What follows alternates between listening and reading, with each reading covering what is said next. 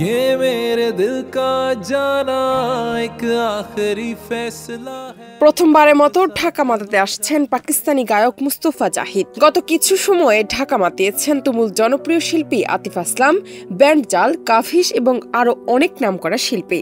এবার ঈদের ঠিক পরপর ঢাকায় গাইতে আসছেন জনপ্রিয় এই গায়ক। দীর্ঘ ক্যারিয়ারে অসাধারণ সব গান গেয়ে তিনি দর্শকের মনে আঁচড় কেটেছেন। তার ঝুলিতে আছে তেরা মেরা রিশতা পুরানা, মওলা মেরা, হাম জি লেঙ্গে সহ মন মাতানো সব গান।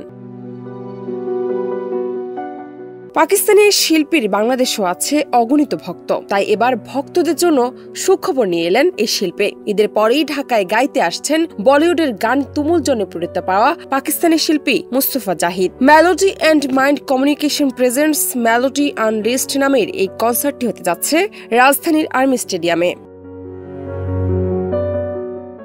কনসার্ট আয়োজকরা এক সংবাদ বিজ্ঞপ্তিতে জানান, 11 এপ্রিল মেলোডি আনলিস্ট নিয়ে আসছে এক জাদুকরী সঙ্গীত সন্ধ্যা।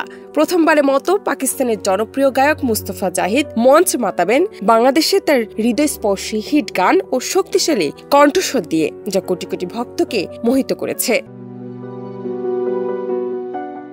ঢাকায় কনসার্টে আসার খবরটি মুস্তফা জাহিদ নিজেও অফিসিয়াল ফেসবুকে শেয়ার করেছেন, দিয়েছেন ভিডিও বার্তা। মুস্তফার জন্ম পাকিস্তানের লাহোরে। তিনি বিখ্যাত রক ব্যান্ড জুনুনের প্রাক্তন প্রধান গায়ক আলী। জান্নাত নিপু, দেশ রূপান্তর।